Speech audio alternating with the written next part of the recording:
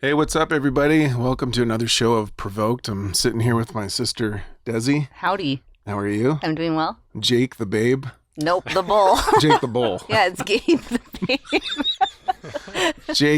Jake the Bull. It's like different Yeah, every single time. I don't know if I like Bull. Jake the Bull, though. We might have to come up with something different. that's it. Jake It's the It is written my in last stone. name. Jaker So- the Baker. No, that doesn't work.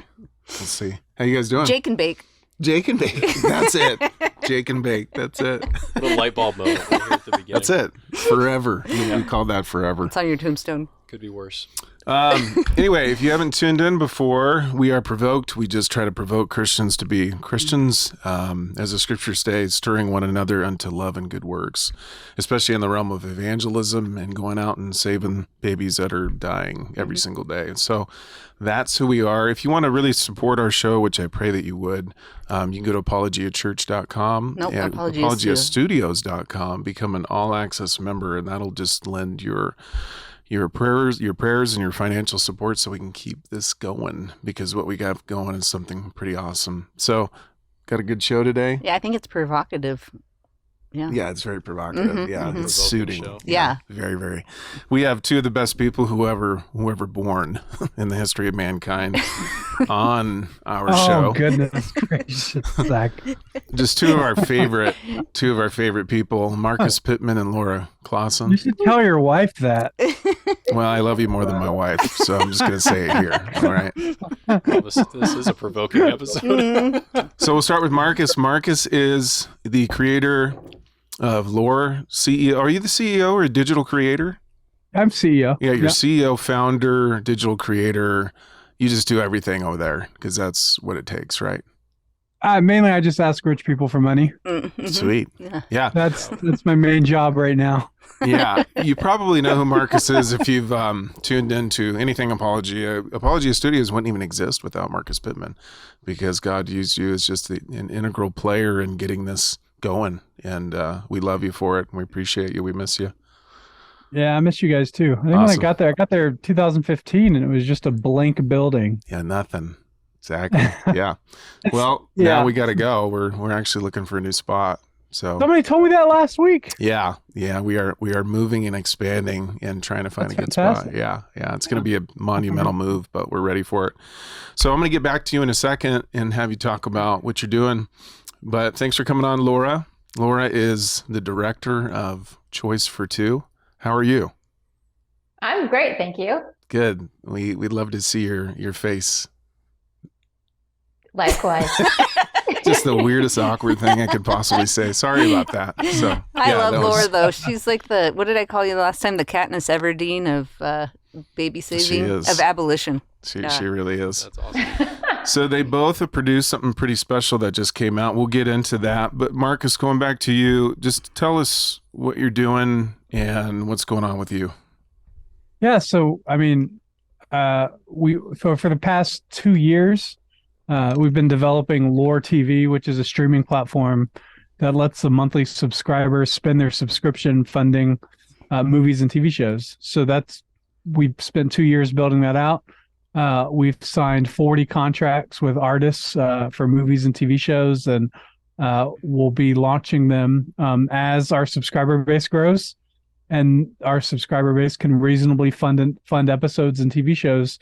We'll be expanding them out. So we got a lot of content lined up, and all rebellious filmmakers who just don't want to do like the PureFlix nonsense, the Hallmark movie nonsense. So it's been fun starting a rebellion that's needed to happen. And Laura Clausen is probably one of the most talented artists I think that we get to work with, and the projects that she does is a great testament to the kind of content that we want to make on Lore, in that it couldn't happen anywhere else without like the kind of content, like if she was trying to like no other Christian streaming service would take a risk on her content. And so, but that's the kind of content artists want to make everywhere, but they just don't have a way to do it. And so that's sort of what we've created, is basically an art house we like to say we're the MTV of Christian entertainment. We're just an art house for independent film. So Right on. So why should people cancel their PureFlix and go to Lore? What would be the reason? well, because they're not a grandma, I think is if you're younger than a grandma, that's probably a good reason to not have PureFlix. But I think also too, I think like their content is just it's focused on being a gospel track at the expense of the art. And so which is not the medium in which movies are for. Movies are not made for special revelation. They're made for general revelation primarily. So much like God in the heavens God made the heavens and the stars and the planets and the universe, and they all speak to the existence of God. Same is true with movies. They don't have to necessarily be evangelistic. They can be. Like Laura's project is a great example of that. But when that's your main focus at the expense of the art, where you don't care about the art, you don't care about the quality, you don't care about the production. The only thing that really matters is whether or not, you have a gospel message at the end of it, and your project is about a pony, a little girl, and has a puppy in it, and someone has cancer. Like those are the four main categories that PureFlix looks for. Or somebody's looks getting for. married on Christmas. That's PureFlix. Yeah. Well, yeah, you can find the same categories that Christian films use. Those are in the Hallmark movies as well. So if you watch any of the Hallmark movies that just came out this year, me and my wife would watch some, because that's what you do around Christmas time, is you watch the cheesy Christmas rom-coms. And they have this, you can find the horse in them, you can find the puppy in them, you can find the little girl in them, and there's usually some sort of tragic event that is this. So they're all from that same cycle. And we just found so many artists that were like, we just want to break all the rules of Christian entertainment, and just make good stories and just focus on good stories. And that's sort of what we've done, is just we created a playground where the artists can make whatever they want. You're not getting notes from the studio. We don't tell Laura for the Exposed, we don't give her any sort of notes that's like, you need to make sure that you have the right race of characters in here. You have to make sure it's diverse. We don't do any of that sort of stuff. And I don't think we've given you any notes on your projects, Laura, have we? Other than like maybe just some. I don't know. I don't even know if we've given you really advice at all. Really, not me. I don't know what John's told you, but yeah. Well, yeah. Some stuff I run by him because some things were getting a little spicy on this one. And I was like, you think this is fine or whatever. So he definitely helped me out with some of that stuff. So pagans are making much better flicks and films than Christians, just because they sacrifice production right on the value of just inputting things that they think they need to input. Is that what you're saying, Marcus? Well, I think what's happening with PureFlix, or has happened with faith-based films in the past, where they sacrifice production to get those key points of the message that they want to present to you in, is the same thing that's happening with Netflix and Disney right now. They're sacrificing the story just to get those key points in that they want to preach to you. For Netflix and Disney, it's LGBT diversity sort of nonsense. All the DEI, ESG sort of stuff they have to do to boost their score. But with and that's the same thing with the faith-based market. They said, well, you know what, we don't have to worry about really the story as long as it's about the message. So those are the extremes. And the Christians that are working in Hollywood, who would never, ever work for the faith-based film industry, are coming to Lore because we're the only ones that's giving them really just the freedom to make stories, because Hollywood's not doing it anymore.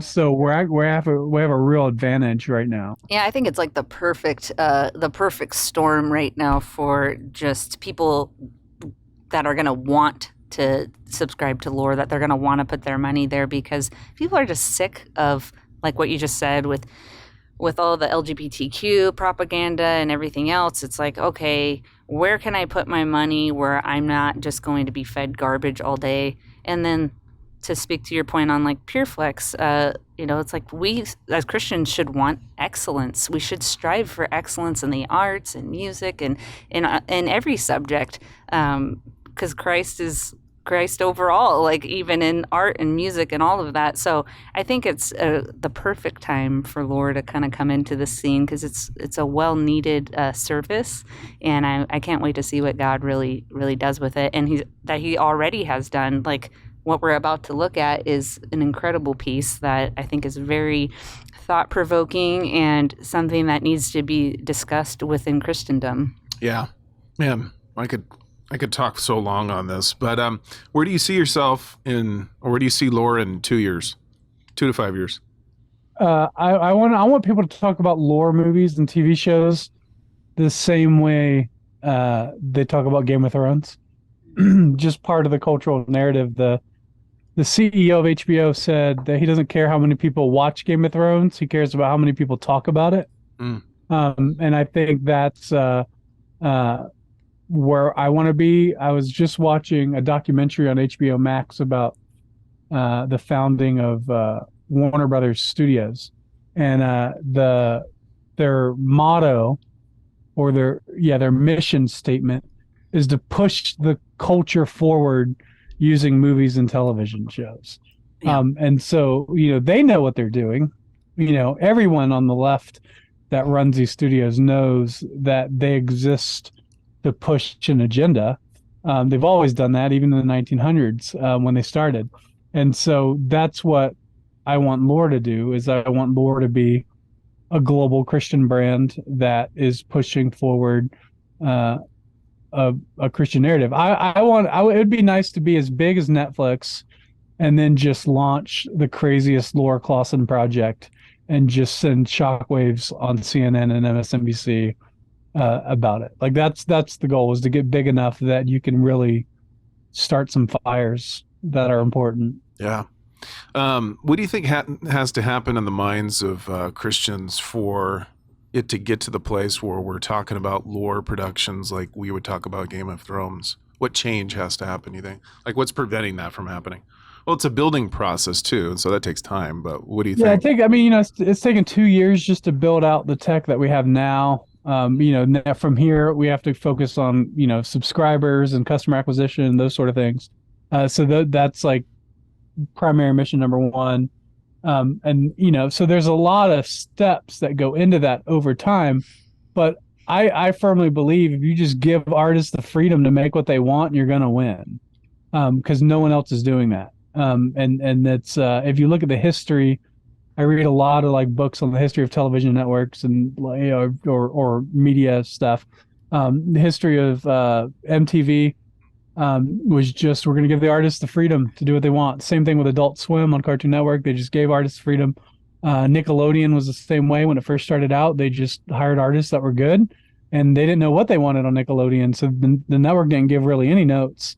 And they came out with, all the stuff they did from Nicktoons to You Can't Do That on Television. Way throwback Nickelodeon stuff was just all breaking the rules of what children's content was supposed to be. So every major art brand has started on the artist's freedom to be able to create content. Yeah. And nobody has that anymore. Yeah. When is micromanaging and controlling people ever produced anything in any industry ever? You can't do it. They have to have that. Nothing good ever comes out of that. Because you're not saying come onto Lore to get sound theology, correct? Because I wouldn't say that. Because when you say that, I would say you're going to get that. Right. I think Laura Clausen's project that we're going to watch is sound theology. But you're coming on Lore to get entertained. Right. And you're going to be entertained from the worldview of the artists, and the artists are going to present to you a good story that is true to the world. So that's the main thing. I when you say, well, you're going to get good theology on Lore, I wouldn't say that, because that immediately sends up flags that you're going to get like just talking head preaching sermons. Sure. Well, Um, my question or, is or even political like talk radio. right. That's what you. What about a Mormon? Say a Mormon came on, Mormon artist, and he wanted to create Yeah. something for lore, and he Well, we had have a a no lo- blasphemy rule. We have a no blasphemy rule. Ah. So That's good. Yeah. Mm. you go. they'd have to adhere to that, Mhm. and it's a Trinitarian blasphemy rule. Mm. Oh, there you go. Yeah. Yeah, that's So it'll good. be interesting. But I don't think we would have any problems with Mormon actors or that's not the problem. Hmm. The problem is the story and the narrative that they're pushing. Right. So it'd be an interesting question. Hmm. But I don't know if they'd get past the first stage of the vetting process. Gotcha. Yeah. Most Okay. A favorite TV series of all time. Breaking Bad. Of course. Favorite. Yeah, it's between Better Call Saul and Breaking Bad. I think I know. I don't know. I don't know if you can separate them though as a narrative. Don't you think the dialogue in Better Call Saul is just way better than Breaking Bad? Or I think it's superior. Maybe not way better. Especially between. I think. Well, I mean, like it's. I mean, that's like those guys are like so well practiced and rehearsed for Better Call Saul. By the time they ended Breaking Bad, did Better Call Saul, that they're so like, and the network probably gives them like no notes whatsoever because they know they're geniuses. So they probably get Vince Gilligan and the other guy that was the producer of Better Call Saul, Peter. I can't think of his name off the top of my head, but they could probably do whatever they wanted at that point, and they knew it, and you could tell that's why Better Call Saul. I think you could say Better Call Saul is better. Yeah. I think you could say it. Yeah. I think. But I don't think Breaking Bad would be as good if it wasn't for Better Call Saul. Oh, totally. Too. No way. No So way. they need each other. Yeah, but the McGill brothers, Jimmy, I can't remember his name right now. Their dialogue in that movie is some of the best I've ever Yeah, in it's cinema history. It's definitely the best show ever created. Yeah. Okay. Did you watch Spider-Verse? Not yet. Oh, it's awesome. It's I really, heard it. really good. I heard about it. Yeah, it's phenomenally good. Me Okay, and my Laura, wife watched the first one again last night. But what'd you say? me and my wife watched the first one again last night. Oh, yeah. So we might go watch it this. The second one I think is superior. It's phenomenally good. You're going to love it. Hi, Laura. Hi. How's it going? It's going good. Good. So tell us who you are and what you're doing. Yeah, the director of the anti-abortion organization Choice for Two, and also, I guess, the director of the new series we're doing called Exposed. That's generally Mhm. who I am, I guess. What is Choice for Two? What are you doing? What is the whole purpose behind, I guess you could say, the organization? Yeah. So still doing the two things, kind of one, really trying to talk about abortion within our culture and kind of bring to light how awful it actually is. And then on the other side, we're actually talking directly to women who have abortions booked or who are considering abortion, and basically just trying to save their child and then offering support if that's needed. Yeah. And I think you have produced the best productions for abortion ever. Hmm. Like, can you think of anything superior to what Laura has produced? That's really good stuff. Yeah. Yeah. God really has used you, and it's powerful. And I can't, if you think about it, Marcus, you can chime in here. I can't think of anybody doing anything better or has done anything better than you have. No, I think it's better than Babies Are Murdered Here and Babies Are Still Murdered Here. So I like the stuff she's doing is incredible. And the talent that she's working with is at another level as well. I mean, I don't know. How did you get the idea for the first one, Laura? The first episode? Yeah, the first Exposed is crazy. Like Yeah. I remember watching. You sent me the storyboard for it, the animatic of it, and Yeah. I was just like, I think I thought about it for 3 days, and it was just a rough cut. Yeah. The procedure, that was a true story. Well, I got the idea because that ultrasound tech messaged me and just told me his story. And I was like, this could make a really good video. And I think people need to know that this kind of stuff is happening. Awesome. Yeah, I think there's these pieces that come out that really resonate with a lot of people and just shed light on the truth of abortion. I think Laura's work in The Procedure, I think 180, Babies Are Murdered Here. Those are like these key pieces. I feel like that for me personally, God has been like, this is what it is. 180 and Babies Are Murdered Here. Yeah. Like those changed my life. Those changed my worldview. And I think that Laura's work is doing the same for other people that are looking at the situation in a different light. They're like, hey, I was kind of on the fence before, but now after seeing this, I don't know anymore. So it's so visceral, and it's so in your face. You have to, if you watch it, you have to come to grips with the reality of what abortion is. Right. And you can't look away from it. There's no way to get around if you're actually watching this. Right. So it forces you to come to a decision about the issue, because like when you get done watching, you say, okay, this is real. This is the reality. Mm-hmm. It's not just a word. There's no euphemisms here. Here's really what's happening. Sure. And do I care about this or not? Mm-hmm. So it really kind of creates this decision point, especially for Christians, of like, I can't be in favor of this, nor can I be passive about it either. Right. Just because of how horrendous this really is. Absolutely. Yeah, absolutely. Yeah. Okay, let's do this. So I think a lot of people, if they hear IVF, they don't even know what that is, right? I don't even know what's going on here. So what we'll do is we'll watch the video. It's 2 minutes and 41 seconds long, and then we can talk about it. And let's just kind of be explanatory for people who just don't know anything about this. Okay, so let's check it out. Welcome to Build a Baby, where anyone who wants a baby can build one. Something broken? Missing an ingredient or two? In our state-of-the-art facility, using state-of-the-art technology, we can build your state-of-the-art baby. Starting with the swimmers. If you've got a sperm producer, you'll be quite comfortable in our semen collection room, where you'll find everything you need to perform the task at hand. No sperm producer? No problem. Build your baby with our extensive donor sperm bank, where all our donors meet the highest human standards. Now, on to the eggs. As with the sperm, if you're missing an egg carrier, you'll have full access to our egg donation bank, all gathered from top specimens.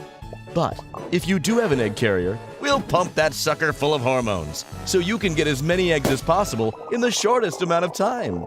And then the true magic begins. Building a baby in a petri dish. Truly a miracle. All embryos will be graded, and we'll discard any defective or genetically imperfect babies before you even know it. Building a baby shouldn't make you feel guilty. Congratulations! You're the proud parents of multiple embryos.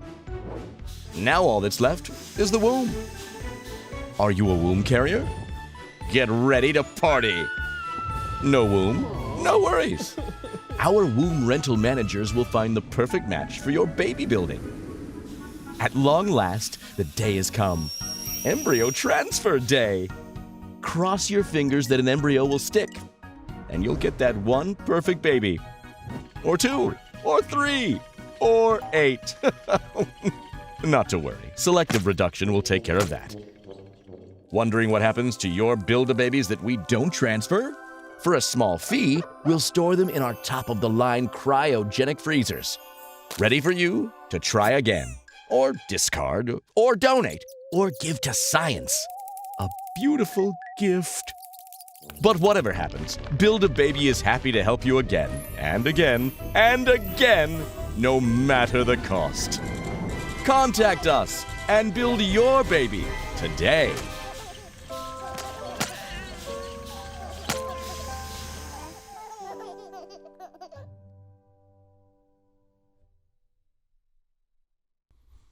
Awesome. You guys did a good job on that. Really, really great. How long did it take to create this, start to finish? Well, I wrote it this month last year. Oh, wow. And then we didn't really start on it because we were still working on the procedure. So when we released the procedure in October, then we really kind of got going on it. It does take a while. it just does. There's so many steps and then so many different artists involved. So Yeah. Okay, yeah. so let's just kind of break it down and maybe simplify it, clarify it for people who will watch this and say, I really don't understand what's going on. Like, what is happening here? What, like, maybe explain the terms. What are you trying to do? Communicate through this. Sure. Well, so I sort of wanted to do this episode in general because like I never really thought anything about IVF. I grew up in a church where it was very supported and a lot of people in the church did IVF. And so a lot of my friends they were made like through IVF, and it was really that was just what you did. If you were having trouble having children, that's just what you did. And then really, never thought about it at all until a couple of years ago. One of my lovely pro-abort trolls made this comment. If you actually believe that life begins at conception, then why aren't you out protesting in front of the IVF clinics? And I was like, because that's not the same thing at all. But I was like, I don't actually know what goes on there.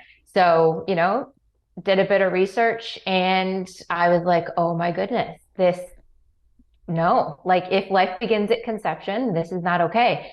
And that was like pretty awkward for me because just so many people that I know, family members, just everyone doing it, and just really the Christian culture that I was in just fully embraced it. No questions asked, really. And so then as I started looking into it more and more, just every step of the way, I was like, this is really messed up. So, like it shows in the video, I'd never thought about it before, that like one of the first steps there is the guy masturbating, to get sperm, right? Like whether it's him or whether you're using from a donor bank, and those rooms are terrible. Like even as a Christian, like walking in there, you think that would be like a major red flag of like, I shouldn't be here because there's porn all over the place. There's DVDs of porn, and it just blows my mind kind of that Christians, that's how this started. And then they move forward. That's not even like the death part of it. Right. Mm-hmm. So, so just in terms of the process and what we'd showed, it was just very basic. I didn't even go into any of the deeper things, which are really messed up as well. So like this was just a very general, the way that IVF is done. And so, you have to get the sperm from the guy, you've got to get the eggs from the woman. And that involves a lot of hormone injections. Like it is really not a nice process. Now they are connecting all of those hormone injections to different cancers and stuff. Like it's really sad. So you go through all of that injection, then you're doing it yourself at home. And then to get the eggs out, that's a surgery. And then once they have the eggs and the sperm, they put them together in the dish, and create these embryos, which is, what they call them. And those, you believe life begins at conception. Those are human beings there in that dish.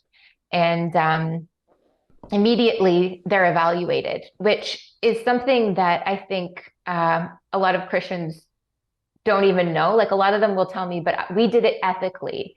My husband closed his eyes in the porn room, and then we all of the embryos all of the embryos that were created, we used them all. There were none left over. But I'm like, you actually don't know how many there were because you wouldn't have been told right off the bat. Like they're looking, say you have 16 and they're evaluating them and they're like, oh, like 8 of these aren't looking so hot. They just get rid of them at that point. And so you're told then that you have 8. And then, so they would implant 1 or 2. Usually, I think it really varies by country and even by state and even by a province, which I just found out, like here in Alberta, they'll do up to 4, which is, this is why you get into the selective reduction stuff. So anyway, the whole implantation thing involves them putting the embryo back into the woman, into the uterus, and a lot of hormone injections involved once again.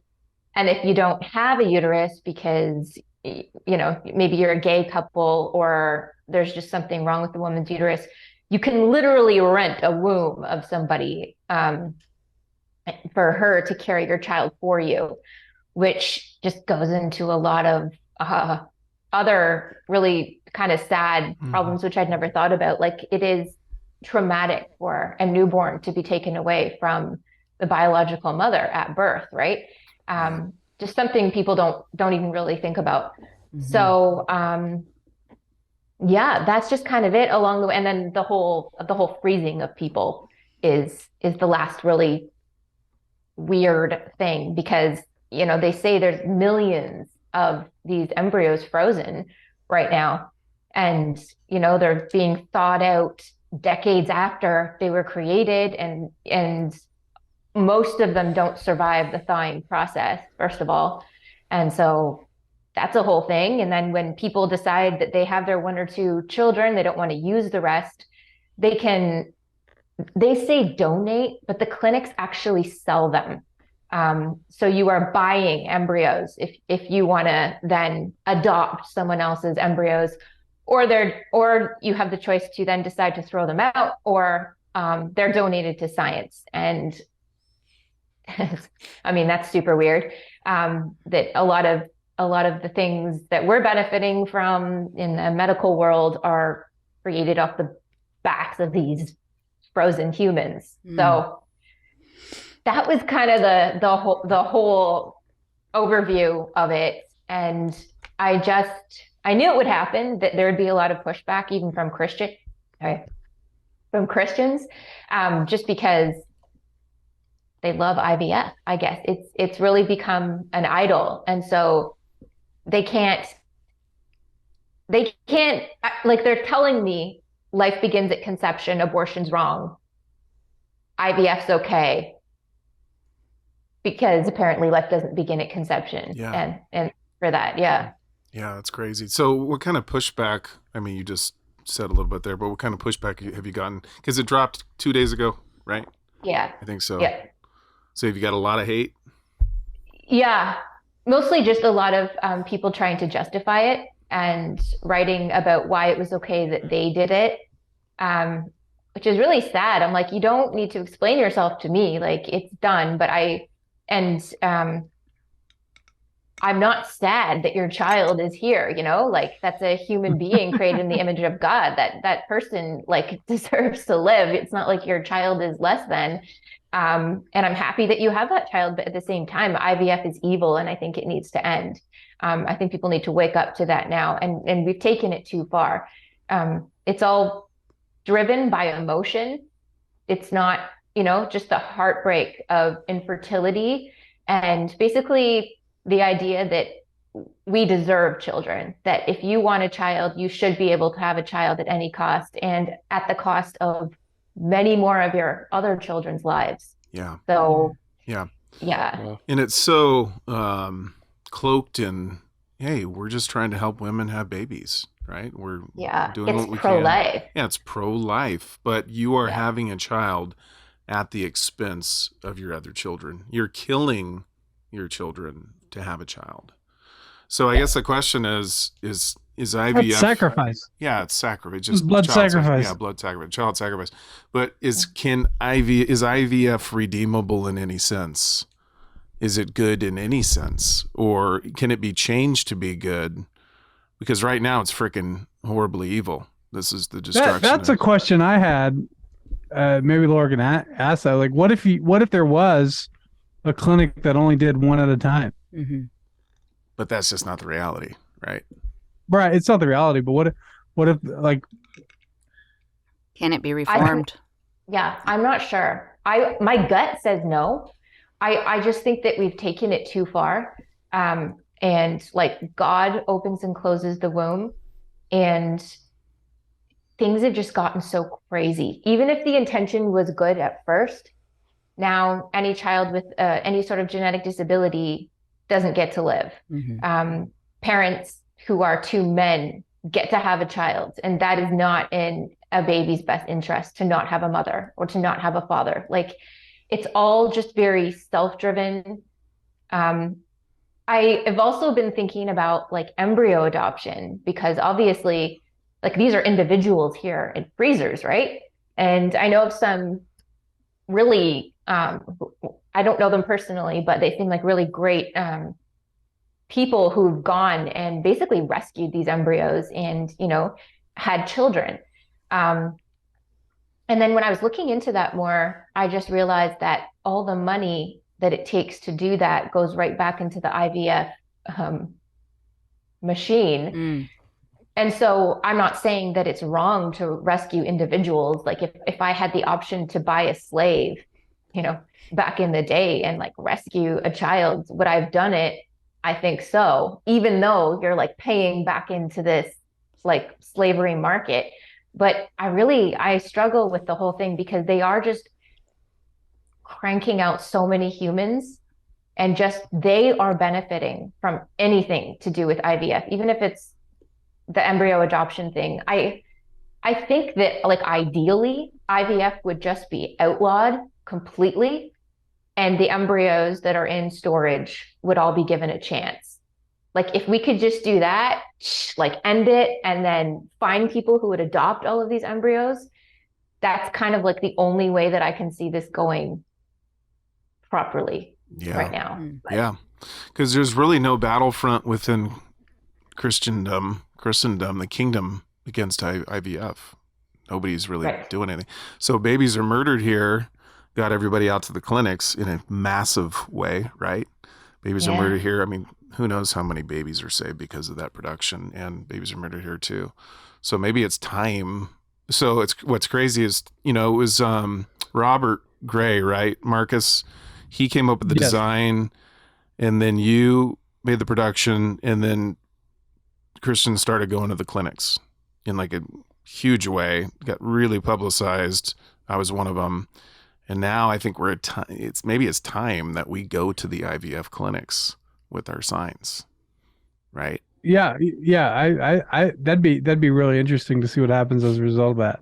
Yeah, you remember when we used to go to Planned Parenthood over there on Apache and Dorsey? It moved. Yeah, and there was the couple. Remember, he was like Earl, and the transvestite. Errol. I know his last name too, but it was Errol and the tranny person, the dude, but it was a dude, and then they would always record those videos of them outside of the IVF clinic and say, how come Apologia is not out here if they really believe. Hey, cool story real quick. One time they both had big old megaphones in my ears, and I was preaching down the corridor, and I was like, nothing's happening here. And then a guy would just started bawling walking down the corridor towards me, and his wife chose life. So it was pretty awesome. Man, that's so cool. Yeah, but anyway, I'm talking about those guys because Errol and the other guy, they would say constantly, I mean, we probably heard it dozens, if not hundreds of times, why aren't you at the IVF clinic? Why aren't you at the IVF clinic? Why aren't you at the IVF clinic? And I was like, well, I think my response was, you know, there's only so many soldiers in the battle. We have to choose our battle fronts. And so I said, that's a good battlefront, but I can't be two places at one time here. Yeah. And, you know, maybe I justified my inactivity in doing it. But really, I'll just honestly tell you, my mind was just not even there. Because I hadn't even wrapped my mind around how evil IVF, that it's evil. And we have to call it evil because so many people are not calling it evil. I think it's good. And like for Laura to say it needs to be outlawed, that's the type of terms that we need to start talking about this in. Because it needs to shift. There needs to be, like Rusty would say, a paradigm shift in the way that we think about this. And if we can call it what it is and use illustrations like Laura was just using and build on that to really change the mind of our brothers and sisters, that's when that mentality shift's going to eventuate into getting out in front of the clinics and saving babies that way. And it would be just telling people, hey, don't go in there. Don't do this, right? Mm-hmm. And then trying to get our hands on frozen embryos so we could adopt those out. Is that even a possibility? Do you pay for those, or how does that work? Yeah, you do. You buy them. That's the thing. Like the whole thing is human trafficking. Like legit. It really is. So yeah, There's Yeah. there's a couple things coming to my mind here. One is in terms of like how to address this with Christians. The first one is knowledge, like needing to truly inform Christians of what this is. Like I think Laura walking through this simple definition of what IVF is, and even just the process, is going to be really enlightening for people to truly understand what it is. Even the first step, like the porn room, boom, end it right there. Is this honoring to God or not? Right. And then the second one is consistency. All that's going through my mind right now as I'm thinking about this process is you've heard these stories way back in early church history. The Romans, if they, mom gave birth to a baby, something was wrong with the baby physically, there's a defect, they'd leave the child out in the cold and to die by exposure. Yeah. And then we venerate and honor the Christians who would go and find those babies and adopt them. Mm-hmm. So Christians today, I think, would hear those stories and say, that's incredible, that I'm part of that. And our brothers and sisters way back then did that, and yet they justify something like this, where it's kind of the same thing, really. I mean, if there's children who are undesirable in any way, they're just discarded. It just happens. And we use this argument too in confronting people about the issue of abortion is it's just, they're small. Yeah, they're human beings, but they're just small. So this is the same thing. It's just on a smaller scale, but does that mean they're less human because they're small? No, they're not. And Christians still should get in that fight and rescue those babies. It's just, how do we do that? Right. Yeah. We just have to be consistent pro-lifers. Right. And not just say, oh, it's an embryo. And so I'm going to like mentally default into the mode of, oh, it's just not a baby. Yeah, I think that's where people go. And I think that there is no battle raging against IVF. And I think that's primarily one of the big causes, because, life ends at fertilization. Do we really believe that? If we did, then now it's time to end IVF now. Yeah. Right. Mm-hmm. But we don't stand outside of Walmarts and CVS because they carry Plan B either. Right. It's true. Can't be everywhere. Right. Yeah. So we have a long ways to go. I would do much.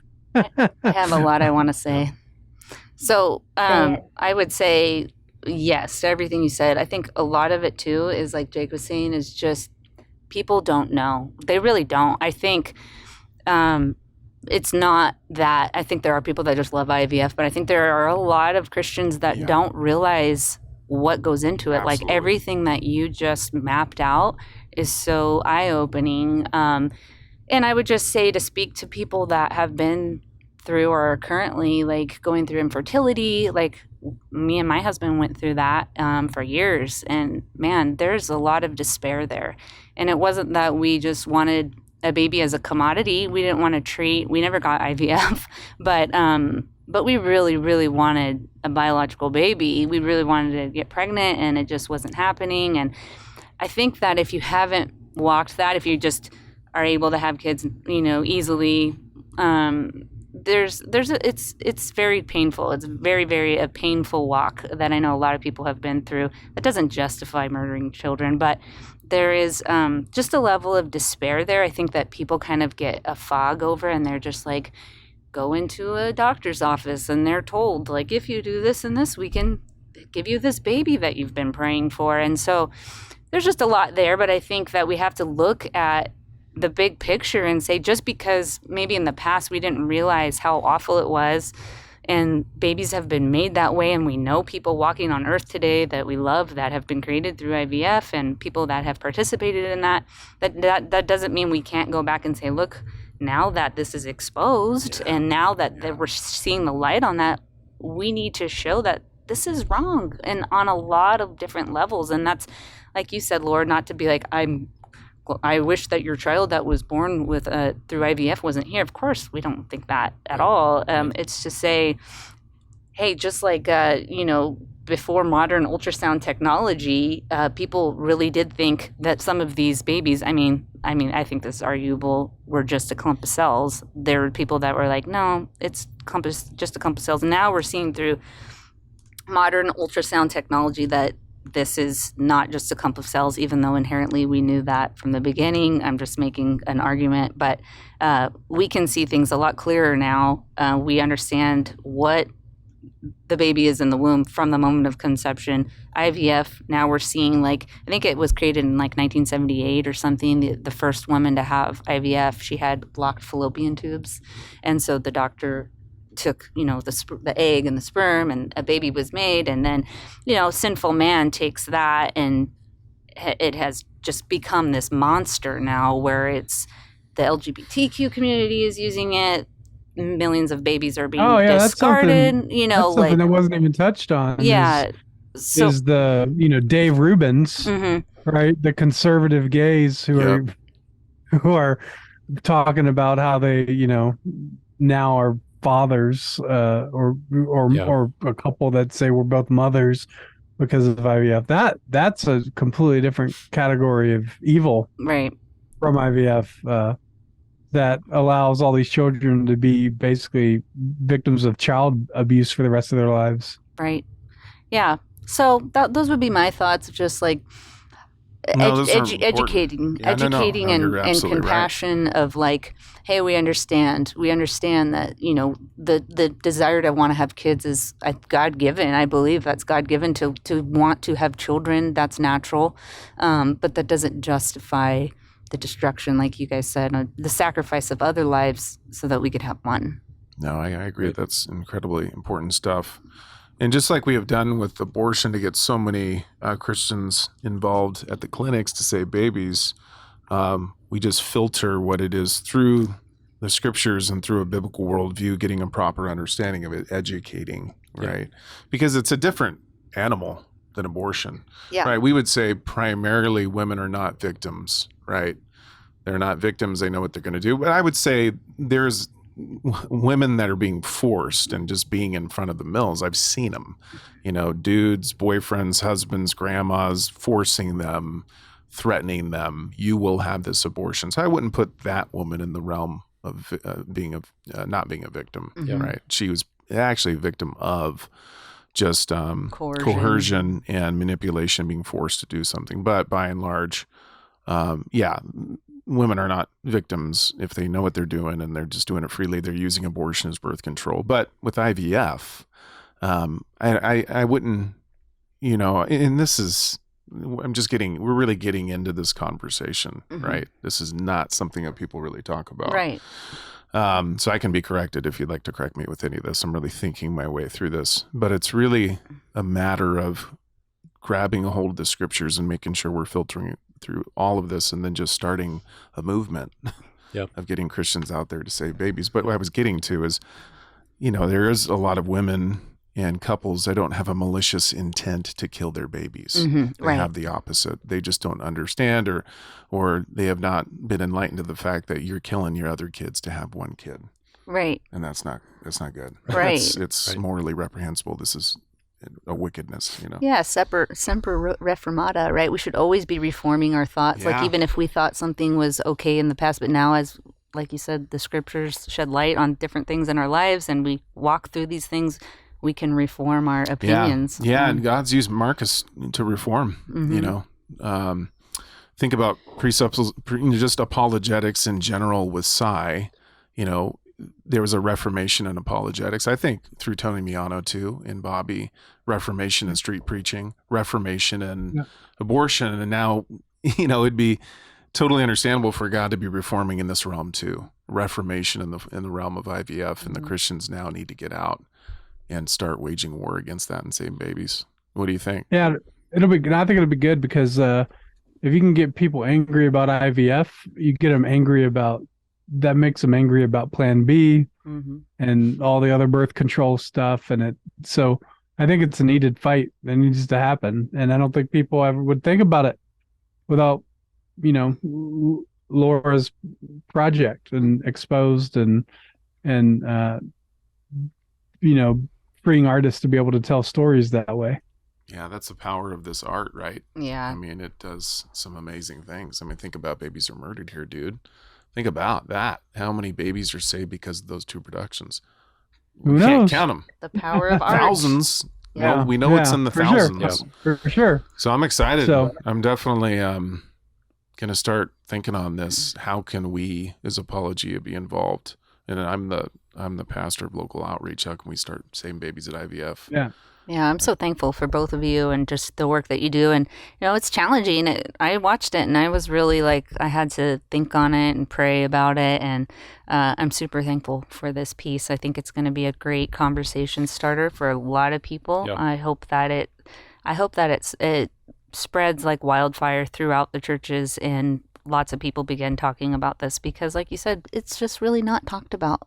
It really isn't. I think there's a lot of people that know about it, but a lot of people that do not. And like you said, Laura, you kind of grow up around it. You know people that have done it. You know people that have been born through it. And you're just like, oh, okay.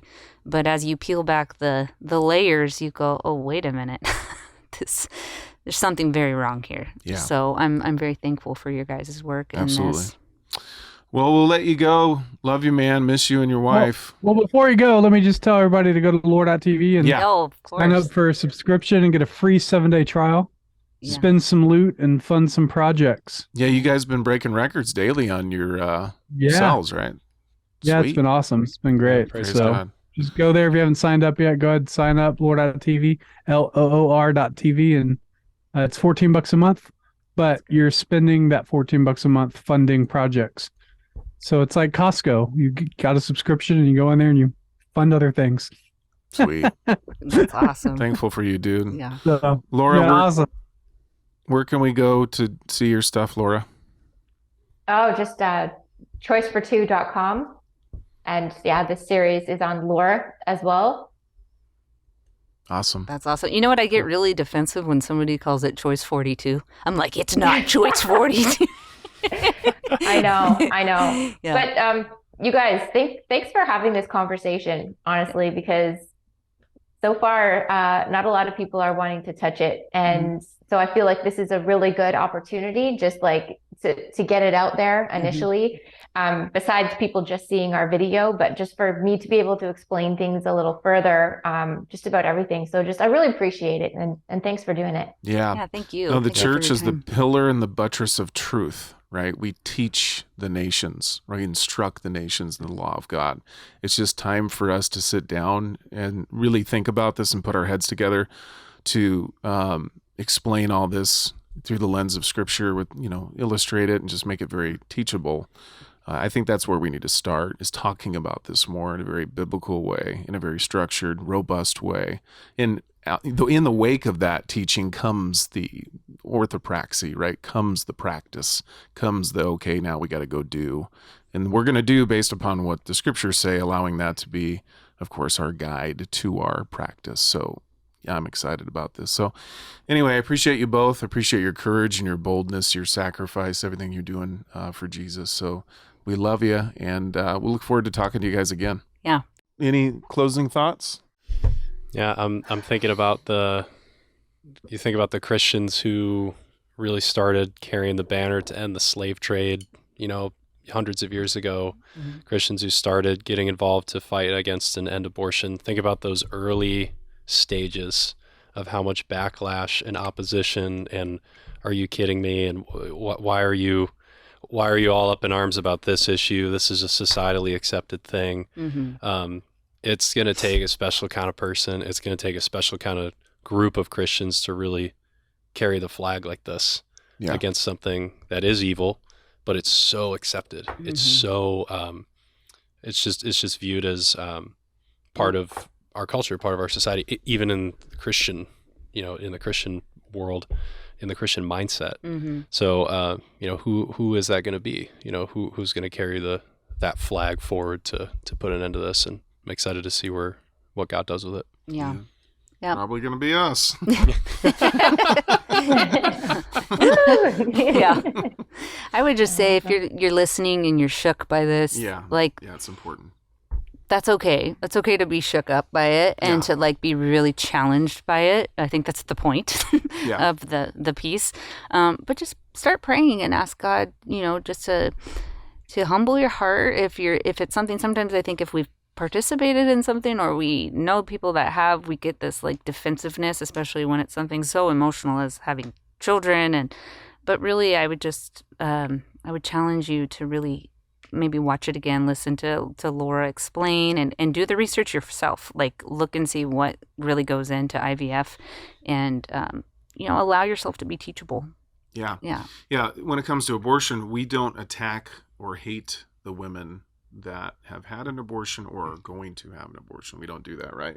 Mm-hmm. We lovingly teach them what the scriptures have to say Mm-hmm. about it, Mm-hmm. exposing the evil of the practice. So we're not hating or attacking anybody that has done IVF or is going to do that, but we will attack the practice. Mm-hmm. Of course, if the law and the word of God is designating it as evil and wicked and something abominable, which I think it is. Yeah.